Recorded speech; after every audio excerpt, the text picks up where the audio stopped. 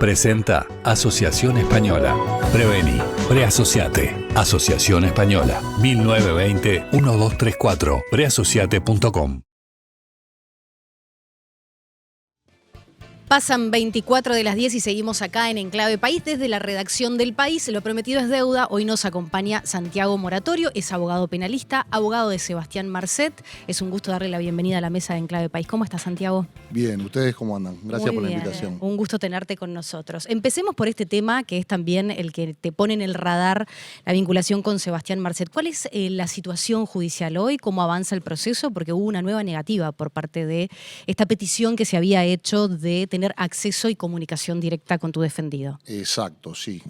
Todavía no tengo los fundamentos porque el equipo legal americano todavía no me los mandaron, no lo brindaron, todavía no pudimos entrar profundamente en cuáles son los fundamentos que rechazan el ingreso mío al centro penitenciario, pero tenemos una negativa que hay que ver después los pasos a seguir.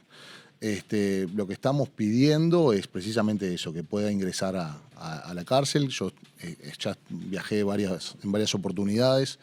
Entré a la cárcel, pero llegado el momento no me permitieron ingresar.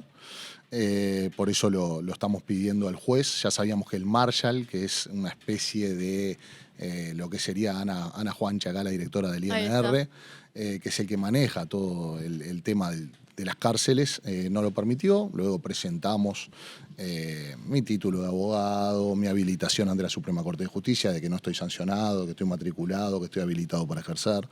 Los antecedentes, ¿no? Porque no es de ahora que soy el abogado de Sebastián Marcet, sino que he sido hace bastante tiempo y he coordinado equipos legales en diferentes partes del mundo.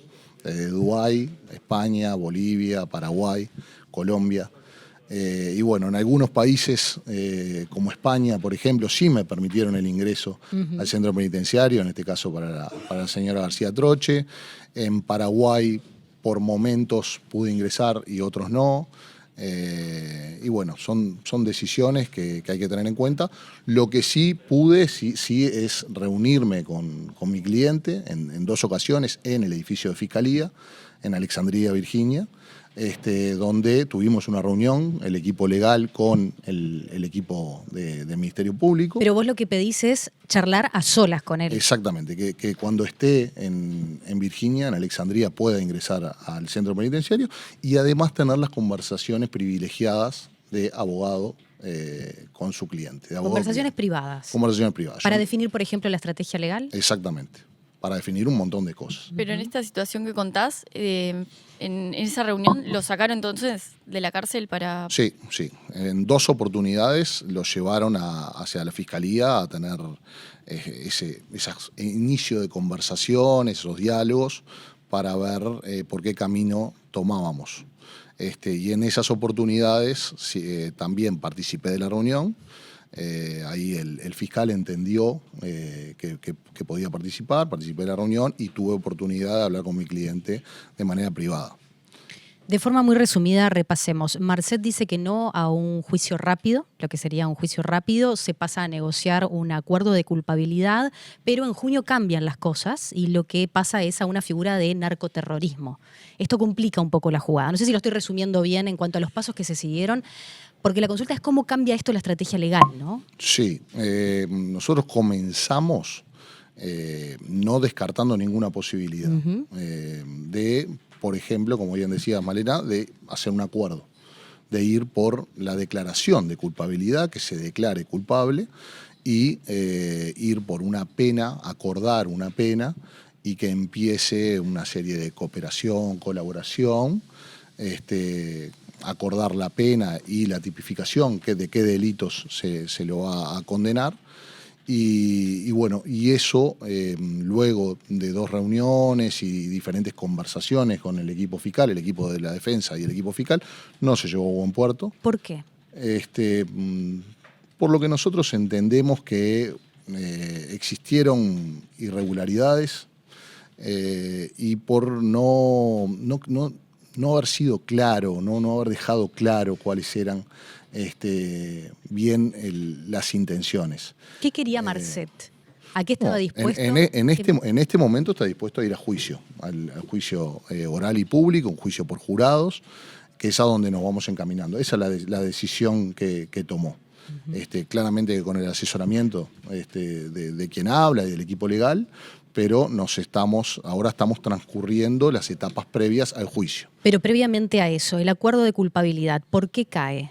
¿Por los nuevos delitos que se le imputan y que entra en la figura de narcoterrorismo, o porque Marcet no estaba de acuerdo con las opciones y alternativas que se le estaban dando en esa negociación? Por varios aspectos de los que nombraste, pueden ser tranquilamente esos aspectos. ¿Podemos precisar? No estaba de acuerdo con la ampliación de la acusación. No se dio legalmente su proceso de extradición como se debía dar desde Bolivia. El trato que tuvo en esa expulsión express no fue el ajustado a derecho. Y luego el avance sobre un posible acuerdo dejó de ser por conspiración para el lavado de activos y pasó a ser por conspiración para el lavado de activos, sumándole narcoterrorismo y quizá dejando por fuera algunos delitos, como algunos delitos vinculados a las armas. Y ese nuevo escenario deja de lado la posibilidad de un acuerdo de culpabilidad. En este momento no hay posibilidad. Él se declaró en la última audiencia se declaró no culpable, que no es declararse inocente. A ver. Claro, que en muchos medios de comunicación o hasta mismo en Estados Unidos, es que el imputado se declara no culpable, por lo tanto se somete al juicio y le pasa la carga de la prueba y del trabajo al equipo fiscal, que busca imputarlo, condenarlo por determinados delitos, a que los prueben, más allá de toda duda razonable, que convenzan a los 12 ciudadanos americanos que van a estar en el jurado, que necesitan la unanimidad de esos 12 para que sea condenado. Santiago, ¿en qué condiciones está recluido Marcet?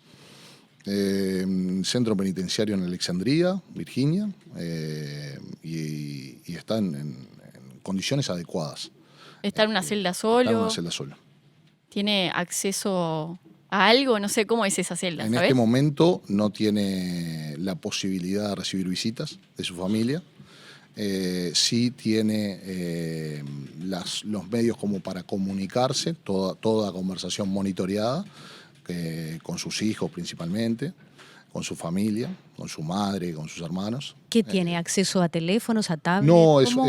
es una tablet que le dan, que podés intercambiar correos y hasta hacer alguna videollamada. Y como tú decías, monitoreado. Todo absolutamente monitoreado. Él en un momento envía de puño y letra una carta al juez. ¿Esto fue parte de la estrategia? ¿Vos se lo recomendaste o él decide solo enviar esa carta?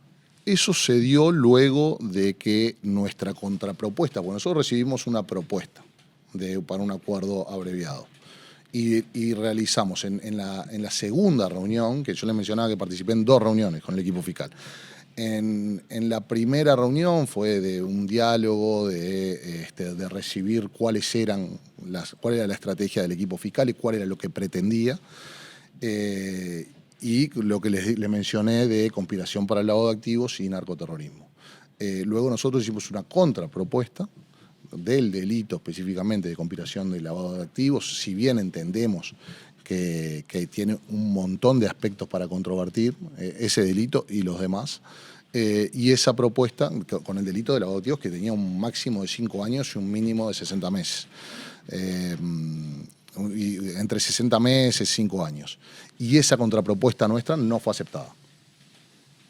Entonces, lo que ocurrió fue luego de la segunda reunión, de las conversaciones del equipo de la defensa con la fiscalía y las conversaciones de los abogados en el centro penitenciario con el propio Marcet, es que se tomó la decisión de no ir por esta posibilidad del acuerdo, ir al juicio, y además él tomó la decisión con las reuniones con los abogados de presentar esa carta de puño y letra que presentó ante el tribunal y donde marcó una serie de irregularidades que él entendió y que él vivió y padeció en todo lo que fue su proceso.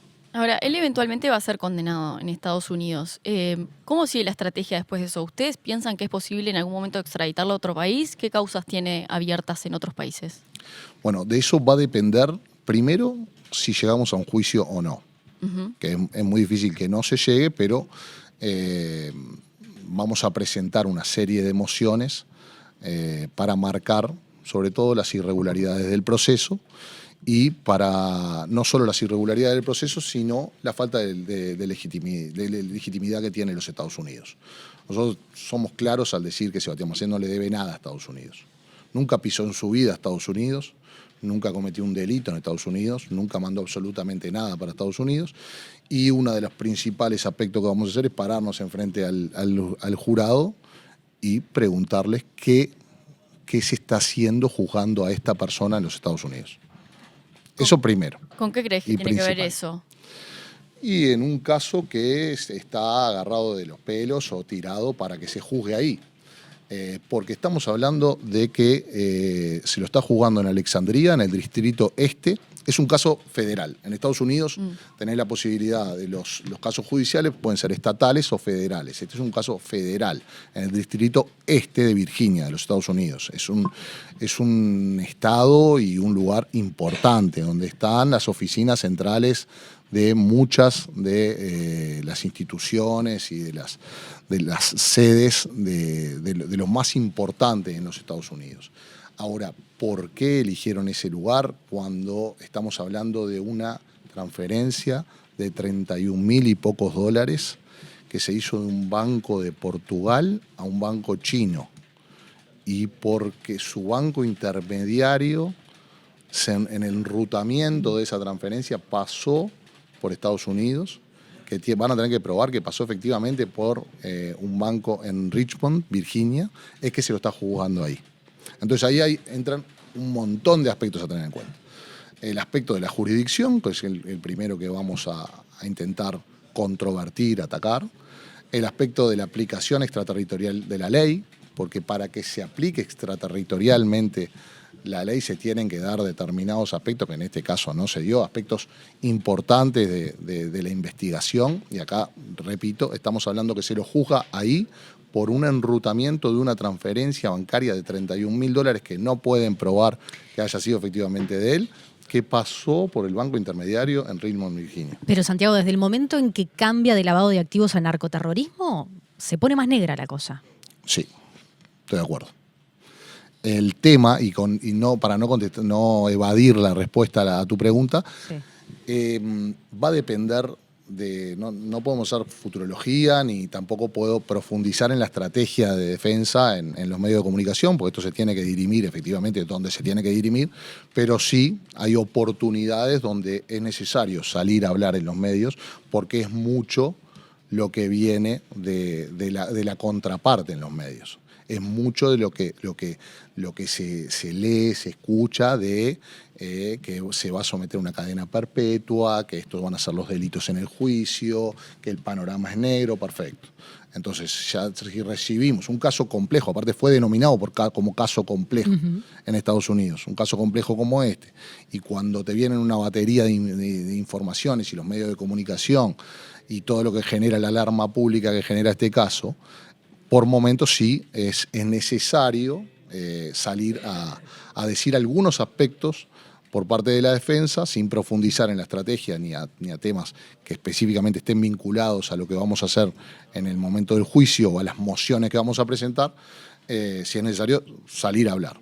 Y si la condena abarca los delitos que pretende la acusación, ya ahí sería muy difícil que sea extraditado a Paraguay o Bolivia, por ejemplo, por el principio de no se puede juzgar dos veces por la misma cosa, de la doble imputación, el non bis in idem. También los países deberían solicitar esa extradición, ¿no? Claro, exactamente. Si por ejemplo, si el caso hubiese seguido el cauce de cómo empezó, conspiración por lavado de activos, quizá un juicio en Estados Unidos y una condena por conspiración de lavado de activos, luego perfectamente por otros delitos, Bolivia o Paraguay lo podrían requerir, podrían presentar una demanda extradicional.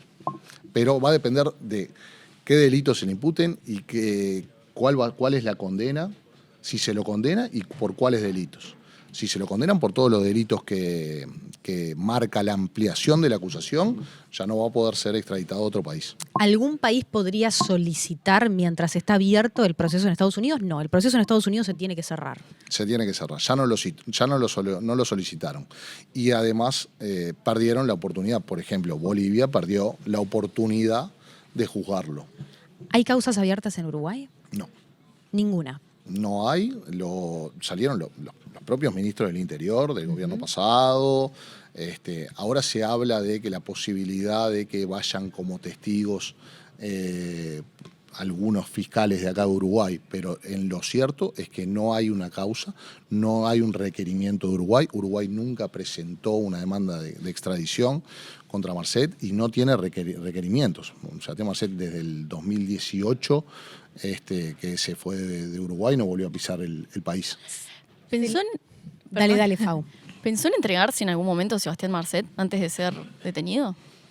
No, lo que hubo en un momento fue la posibilidad de una entrega pacífica en Paraguay. Eso que yo lo he hablado en algunos medios, que yo me reuní con el fiscal general paraguayo, pero que no se llegó a un acuerdo en esa reunión. ¿Hubiera sido mejor? Con el diario del lunes, ahora que está haciendo... Si se hubiesen respetado si se hubiese respetado el debido proceso, no se hubiese perseguido a inocentes con el fin de presionar para su entrega, si se hubiese respetado la legalidad, yo creo que hubiese sido el mejor camino. Ahora, cuando nos sentamos en una mesa a hablar y estamos estamos ofreciendo una entrega pacífica a cambio de que se dejen de perseguir personas inocentes que nunca cometieron delito en su vida, que no tienen antecedentes y que lo único que hicieron fue ser el cuñado, la hermana, la pareja, la madre de los hijos de Sebastián Marcet. Eso lamentablemente no se llegó. Lo que pretendían era que se entreguen todos y que se lo vaya juzgando, como está pasando con la madre de los hijos, con la señora García Troche, que tiene más de 2 años de una prisión preventiva injusta, infundada, y que claramente es una pena anticipada, porque 2 años de prisión preventiva.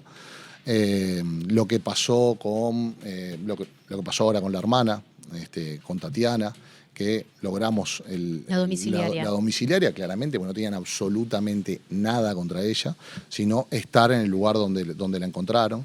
Lo mismo pasó en su momento con Diego, con su otro hermano en Brasil, que dejaron el sobreseimiento. Lo mismo pasó con Jimena, que la detuvieron en España paseando a su bebé y la dejaron en libertad.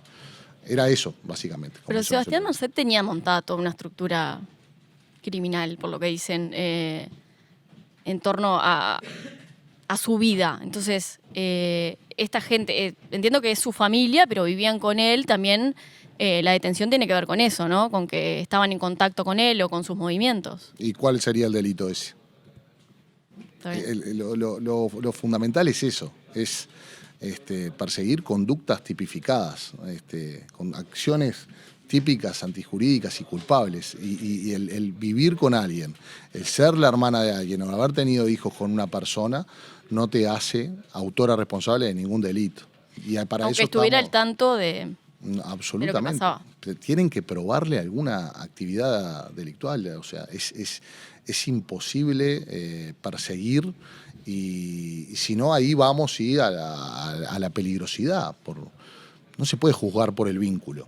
Tienen que tener evidencias que luego en un juicio sean pruebas y que esas pruebas convenzan a un tribunal, a un jurado, porque para eso...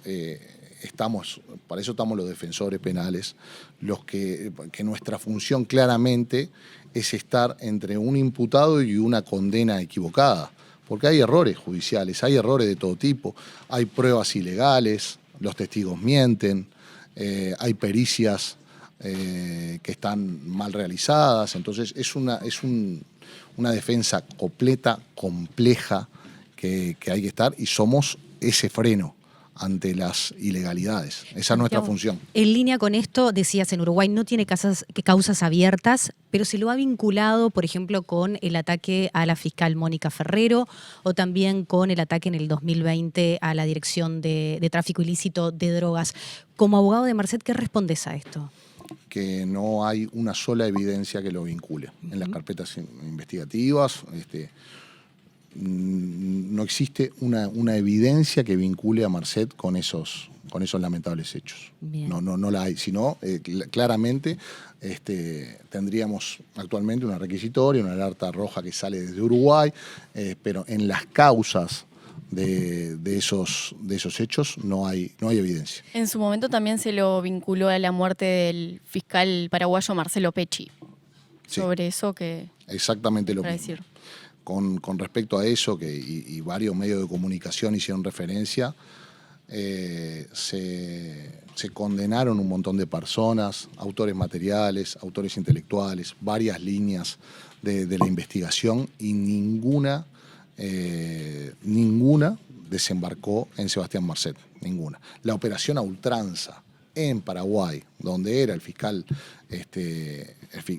Pecci, no tiene absolutamente nada relacionado con ese aspecto, con esa causa.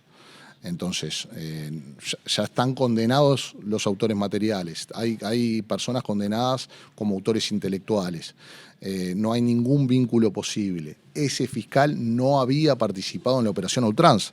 O decir, bueno, tiene alguna vinculación. No había participado en la operación ultranza.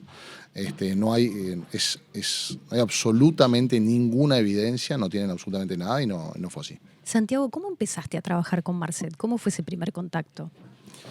Y haciendo defensas penales. Yo me recibí hace 13, casi 14 años. Cuando me recibí, empecé a estudiar porque me encantaba el derecho penal, me apasiona el derecho penal. Pero cuando te recibís, si no tenés, tu padre no tiene un estudio o algo, tenés que empezar haciendo de todo un poco. De cero. De cero, pensión alimenticia, desalojos, problemas de copropietarios. ¿Hiciste todo eso? Todo. Yo me recibí y fui a trabajar a la inmobiliaria de un amigo, de un hermano de la vida, que tenía una oficinita, y ahí tenía todo tipo de problemas de propiedad horizontal, desalojos, y además tiene un estudio contable arriba, y teníamos también Ministerio de Trabajo, pensiones alimenticias, todo. Pero siempre queriendo estudiar, formarme más en penal, hasta que empecé a tener de a poco pequeñas causas. Empecé a defender algunas receptaciones, algún hurto, y en esas defensas que me fui preparando y es lo que siempre quise, fue que derivó en defender a Marcet, en que en un momento él diga que no quiero seguir con este abogado, quiero contratar a... Él se contactó con vos. Sí. ¿Estaba en Uruguay o ya estaba en el exterior? Sin precisar dónde. No recuerdo, pero creo que no estaba en Uruguay. Bien. ¿Y qué te pide ahí? Te dice, mira, necesito a alguien que lleve la estrategia legal. Y primero tenés que... Lo fundamental entre un abogado y un cliente es la confianza. La confianza en el saber que no estás justificando. Los abogados defensores no justificamos a quien defendemos. Nosotros estamos representando a una persona que está acusada de haber cometido determinado delito. Por eso es tan importante esa relación entre abogado y cliente. Y es tan importante el secreto profesional. Porque el secreto profesional no es un privilegio que tenemos los abogados. Es una garantía que tiene el propio imputado, que tiene que tener la confianza total para hablar con su abogado acerca de la causa por lo que le están investigando, y que además tiene que saber que ese abogado después no lo va a terminar denunciando. O sea, eso es un pilar fundamental, es una garantía del imputado y de la sociedad entera, es una garantía del Estado de Derecho. ¿Vos cómo trabajás esa confianza? Basada en los hechos, en mi proceder, en mi honorabilidad, en mi integridad, en no vender humo, en ser sincero, en asesorar y saber que, bueno, esta es la situación, estos son los diferentes caminos, mi asesoramiento va por acá, las decisiones son siempre del cliente.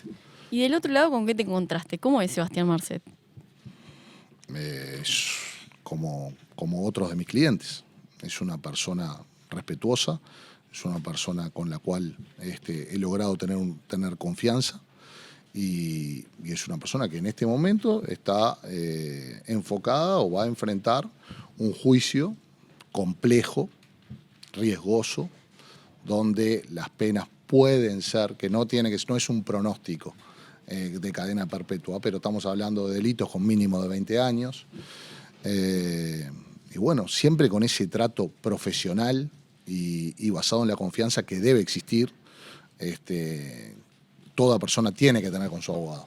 Porque eso es lo que decía muchas veces, no podemos pretender un derecho, que lo decía el profe Barrera, que para mí es un referente. Jorge Barrera, que es un amigo, es un referente, si bien él hace otro tipo de defensas penales, y no trabajé nunca con él, sí lo tengo como fuente de consulta. Es una persona generosa con los conocimientos y él siempre lo dice, no hay un derecho penal para uno y un derecho penal para otros. Cuando me toca a mí, es un hijo mío, es un familiar mío, quiero el principio de inocencia, que se respeten las garantías del debido proceso, que tenga todas las garantías y que tenga el mejor abogado defensor, que tenga una defensa técnica, formada, preparada para la defensa. Ahora, cuando estamos hablando de otros, mano dura, penas altas, que entre condenado, que lo condenen los medios de comunicación antes, que entre condenado al proceso. Y lo que tenemos que entender es un derecho penal de nosotros, donde se respete la dignidad humana, donde se respete el principio de inocencia y donde claramente si una persona se equivocó o cometió cierto delito, sea condenado con una pena justa en un proceso justo. Para eso estamos nosotros. Vos has dicho muchas veces que hay una especie de estigmatización con los abogados penales. También has dicho, no somos abogados narco. ¿Cómo convivís con esa mirada social, con esa presión? Bueno, esa expresión fue hace un tiempo en una entrevista que yo ya la venía escuchando y me rechinaba el abogado narco. Le tuve que decir a su colega. Es un lugar común, ¿no? La gente habla de abogados narcos. Le tuve que decir a su colega que me disculpe, pero que era primero una falta de respeto y que estaba profundamente equivocado. Que acá no hay abogados narcos. Entiendo que el colega lo decías de ese lugar común como término que utiliza. Sí. Pero bueno, lo que nosotros tenemos que entender es que no se puede vincular al abogado con el delito que está defendiendo, con la persona que está defendiendo por determinado delito. Ese paralelismo, ese identificar al abogado con la causa de su cliente es muy peligrosa. Es muy peligroso y genera una estigmatización. Lo que está pasando con los abogados defensores en el caso, por ejemplo, de Conexión Ganadera. Lo que pasa en otros casos, lo vivo yo personalmente haciendo la defensa de Marcet. ¿Qué te dice la gente? Y precisamente existen esos prejuicios. Desde el prejuicio de es abogado de fulano, entonces le está lavando el dinero. Pero primero, no tenés la noción de cuál es el concepto de lavado de dinero, cómo por cobrar honorarios por un servicio profesional por el cual te formaste durante años que está documentado y aparte es una profesión que está en la Constitución, en el artículo 12 de la Constitución, en el artículo 8 de la Convención Americana de Derechos Humanos. Es una función que está arreglada, que hay un código de ética del Colegio de Abogados. Entonces, ¿cómo se va a confundir eso con lo otro? Entonces, cuando vos ves que hay prejuicios, hay estigmatización a los abogados penalistas, bueno, cada uno carga con eso. Yo, por suerte, lo sé llevar, porque también, y tomando como referencia a Jorge, al doctor Barrera, que me pasa exactamente lo mismo cuando lo escucho hablar, es que yo estoy tranquilo con mi conciencia, yo estoy tranquilo con mi forma de trabajar, yo estoy tranquilo con mi honorabilidad, con cómo yo trabajo, con mi profesionalidad, porque sabemos cuáles barreras no se cruzan. Y cuando te dicen, pero estás trabajando con alguien que maneja droga, que muchas veces puede poner en riesgo a no solamente los consumidores, sino también en el microtráfico, ¿qué respondes ahí? estoy haciendo una defensa técnica, una defensa profesional consagrada constitucionalmente. Qué peligroso sería que no existiéramos los abogados defensores. Cómo se pondría en peligro hasta el propio Estado de Derecho y la democracia. Nosotros pasamos mucho. Si te pones a analizar la historia, se pasó mucho. Y muchos tiempos de autoritarismo donde no existía esta posibilidad, donde nosotros somos un freno para con condenas injustas del Estado. Entonces, lo que pienso es eso, le pongo mucho valor a la tarea, al proceso de formación, a los años de estudio y preparación, al estar a la altura, al realizar la actividad con profesionalidad, con pasión. Entonces, lo veo como una defensa técnica, una defensa profesional. Sea cual sea el delito. Desde el punto de vista logístico, ¿cambian algo defender a un narcotraficante de defender a otra persona? En el sentido de cómo se comunican, cómo a ti te llega tu dinero. No, lo que cambia es que son casos complejos. Son miles de fojas a estudiar, son un montón de pruebas que tenés que analizar para saber qué controvertir y qué no, interceptaciones telefónicas, cocooperantes, declaraciones de cocooperantes, cooperación jurídica, la cooperación jurídica internacional, los testigos de diferentes países, las traducciones. Es un trabajo arduo, complejo, profundo, que hay que estar. Hay que tener buenos equipos de defensa, porque nosotros también tenemos la posibilidad de presentar nuestros testigos, de presentar nuestras pericias, de impugnar, de decir cuando esta prueba viene, es ilegal, no se respetaron las cadenas de custodia, no se puede identificar claramente la trazabilidad de una transacción, como hablábamos de la transacción de $31.000. Entonces es complejo. ¿Y después las formas, y sí, pero es la forma de comunicarte por diferentes aplicaciones o cuando te reunís personalmente, pero te podés, eso con un narcotraficante, con una persona que realizó una rapiña, con alguien que... Mientras te escucho pienso, son clientes pesados Eso. y se manejan en un mundo que también tiene sus propios códigos. ¿Sentiste miedo en algún momento? No, pero no por hacerme el que no siento miedo. El miedo es bueno, porque siempre te mantiene alerta y te mantiene preparado. Pero hay otros códigos en este mundo. Sí, y por eso es tan importante como profesional tener códigos y sobre todo trabajar de manera íntegra, tener la conciencia tranquila, apoyar la cabecita en la almohada, tener la conciencia tranquila. Está bien, pero vos podés tener la mayor relación y vínculo de confianza fomentado con tu cliente y la mayor lealtad, pero hay todo un entorno también alrededor de eso, donde muchas veces las reglas de juego son distintas a las del derecho y a las del sentido común. En ese escenario, ¿cómo te proteges vos? ¿Cómo proteges a tu entorno? ¿O no sentís la necesidad, es Santiago? Que principalmente la clave está en no vender humo, en no prometer espejitos de colores, en ser serio, ser profesional. Entonces, vos te manejás dentro de determinados límites, te manejás con sinceridad, marcás las pautas desde el inicio. Cuando te vienen propuestas de otro tipo de cosas, las sacás de pique, ni siquiera las escuchás. ¿Qué propuestas has recibido? No, pero yo he coordinado equipos legales en diferentes partes, Sí. en diferentes partes del mundo. Y he vivido cómo colegas dejaron de pertenecer al equipo legal ¿Por donde qué? estábamos trabajando, precisamente quizá porque en la segunda reunión estaban con propuestas de inversiones o aspectos que no tenían absolutamente nada que ver con la causa que estábamos ¿Vos decís estudiando. que querían, por ejemplo, que Marcet les financiara algo? No sé, no eso deducilo tú, Malena. Lo que sé es que no tenía nada que ver con lo que estábamos haciendo. Ajá. Y ahí desactivaste, por ejemplo. Es que se desactiva porque yo acá vengo a una función.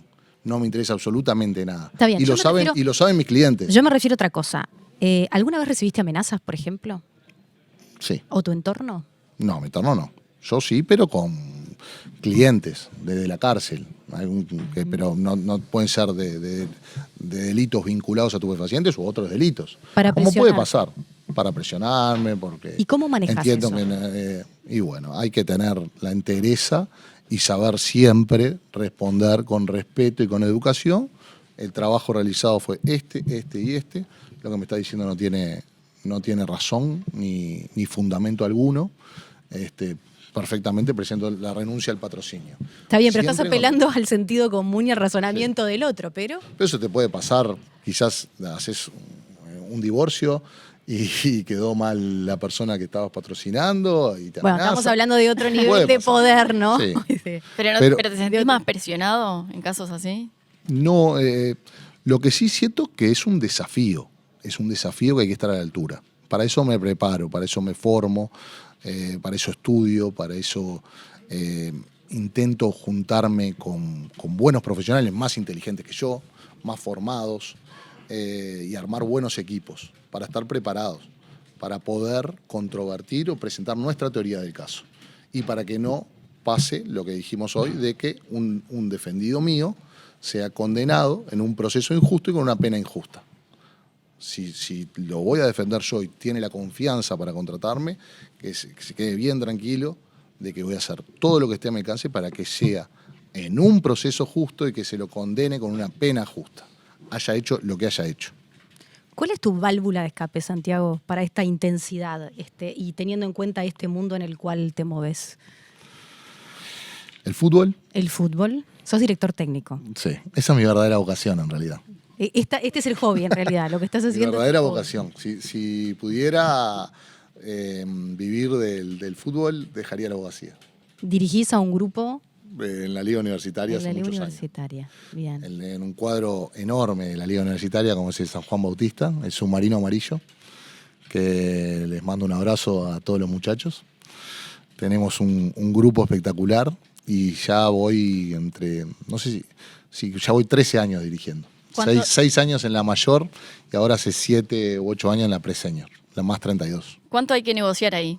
Muchísimo. Hay que tener manejo de grupo, también hay que ser frontal, pero hay que entender que si bien somos un grupo de personas que somos amigos, que fuimos a un mismo colegio, vienen amigos de afuera, no dejamos ser un cuadro que quiere ganar, un cuadro segundo que quiere ganar. Entonces muchas veces hay malhumores, hay egos y me encanta, es una pasión. No terminé el curso en la CJ, me quedó la licencia pro, que justo lo estaba terminando cuando se vino la pandemia, fui padre, pero sí en algún momento me gustaría retomarlo, pero más por hobby. Yo estando ahí soy feliz, me encanta. Tu hermano Gonzalo ha hablado muchas veces de la casa en Parque del Plata, ¿no? Y lo que ha representado en la juventud. ¿También para vos tuvo ese rol? Sí, impresionante. Pensá que nosotros somos 3, yo soy más chico, Gonzalo es más grande, y después está Rodrigo, el del medio, el Toto. Y tuvimos el privilegio y la suerte de que nuestra madre tenía transporte escolar. Entonces tenía las mismas vacaciones que nosotros. Claro. Claro. Nos íbamos en diciembre y volvíamos en marzo. Entrábamos en la casa en diciembre, agarrábamos las bicicletas y nos trillábamos todo, Parque del Plata, Atlántida, teníamos amigos en Costa Azul, en La Floresta. ¿Vuelven ahí hoy o es otro lugar de refugio? No, volvemos, sigue estando ahí, nuestro viejo van. El que más va es Gonza, Mira. el que más le gusta, tiene todos los tablones ahí, el que siempre quiere que tengamos el pasto divino, todas las cosas, pero todos somos muy, muy de Parque del Plata, pero el que lleva la bandera de Parque del Plata es el pelado. ¿Cómo está Gonzalo? Está bien, está peleando por su vida. Ahora, por suerte, estuvo un tiempo internado y ayer le dieron el alta. Ujú. Estamos contentos de que vuelva a su casa, con su esposa, con su hija, con mi sobrina Abril, con sus perros, Omar y Walter. ¿Y de ánimo? Es un guerrero. Lógicamente que tiene momentos de frustración y de mal humor, pero el 95% ya está pensando en el siguiente paso, en el siguiente tratamiento, hablando con personas de diferentes países, lo que contagia, lo que motiva. Yo, si te tengo que definir, yo me siento un privilegiado de tener a Gonza durante casi 40 años. Yo voy a cumplir 40 años ahora en septiembre. Y toda mi vida tenerlo comiéndome la oreja, pero en el buen sentido, motivándome, dándome para adelante, asesorándome. Para mí lo digo siempre, es mi mejor amigo, es como un padre, porque nuestro padre, nosotros siempre decíamos que nuestra madre crió a 4. Nuestro padre, uno más. Y es como un padre para mí y es un referente, si bien hacemos cosas totalmente diferentes en la vida profesional, es un referente y bueno, en definitiva, haciendo esas 3 cosas es mi ídolo, Gonza. Y bueno, y sé que va a seguir peleando, va a seguir metiendo. Lo que ha pasado con el pueblo uruguayo y él es una cosa demencial, nunca vi cosa igual, cómo le transmiten el cariño, el amor, la gente, todas las movidas que se hicieron, a eso le llena, le llena, y nada, es un orgullo verlo pelear así a Guerrero. ¿Qué podés contarnos sobre el tratamiento experimental en Estados Unidos? ¿Hasta dónde se llegó? ¿Cómo se sigue ahora? ¿Cuál es la estrategia? Él está en Uruguay, lo decías, estuvo internado y le dieron ayer el alta. Sí, viajó a Rochester, Minnesota. Uh-huh. Se hizo un montón de estudios. Ahí aún lo están evaluando. Es muy difícil. Primero tenés que hacerte los estudios, después te hacen una evaluación si puedes ingresar o no puedes ingresar, y después tenés que a ver si hay cupos para esos tratamientos experimentales. Él ya iba con una perspectiva de que era difícil, pero igualmente iba a transitar ese camino, ¿no? Y era algo que tenía que hacer porque él tenía que hacerse toda la evaluación. Uh-huh. Si bien había tenido diferentes comunicaciones por Zoom o por videollamada, él tenía que hacerse todas esas evaluaciones y bueno, se las hizo, lo vieron médicos en primer lugar mundial y bueno, ahí fue que en Estados Unidos, si bien se hizo todos los estudios, todavía se está analizando si entra o no, dependiendo de los cupos, fue que tuvo una infección, un retroceso, volvió a Uruguay y estuvo internado tratándose esa infección, primero algo hepático, luego algo en los pulmones y por suerte y de a poco fue recuperando. Y por eso terminamos con el alta ayer en la casa. Y ahora sí volver a enfocarse, que ya está todo su equipo, su socia Pilar, bueno, su esposa, que es otra guerrera que me saco el sombrero. De fierro. Nati, que tiene suerte, es médica nefróloga, Uh-huh. Entonces habla el mismo idioma. Vos escuchás hablar a Gonza, a Nati, a su socia Pilar, a veces está Batiani. Los términos. A veces está Batiani en el medio, claro. Entran el oncólogo, el radiólogo. Yo a veces estoy ahí tomando mate, no caso una, pero bueno, entiendo que a Gonzalo le ha jugado a favor manejar todo este lenguaje y todo este dialecto médico para entender? Porque tiene más información que la que tiene un paciente promedio, sin lugar a dudas. Sin lugar a dudas. Él sabe todo, sabe lo que va a pasar. A veces se hace una resonancia y abre el paraguas antes. Claro. Dice, gordo, no, tranquilo, que puede haber alguna progresión, pero lo vamos a tratar de esta manera. Él me calma a mí, ya, o a nosotros. Ya hace la lectura científica. Pero sí, le puede jugar a favor o por momentos le puede jugar en contra. Quizá cuando apoya la cabecita en la almohada, él sabiendo todo y habiendo estudiado tanto el tema, tantos años, teniendo su startup como busca, Uh-huh. dedicada a eso. No sé si la respuesta es a favor o en contra, pero que tiene mucho conocimiento y que ahora vuelve a enfocarse en la posibilidad de un nuevo viaje o los pasos a seguir acá en Uruguay, donde hay un equipo formidable con los oncólogos, los radiólogos, ahora el internista, Nati, Pilar, las personas en España, en Estados Unidos que hablan con él. Está enfocado de vuelta en buscarle la vuelta y seguir peleando. Le mandamos un abrazo grande a Gonzalo. Santiago, y te agradecemos especialmente por haber charlado con nosotros en la mañana de hoy en Enclave País. Gracias por la invitación a ustedes. Te esperamos acá. Gracias. Que anden bien.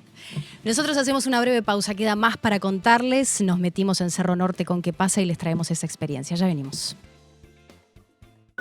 Presentó Asociación Española.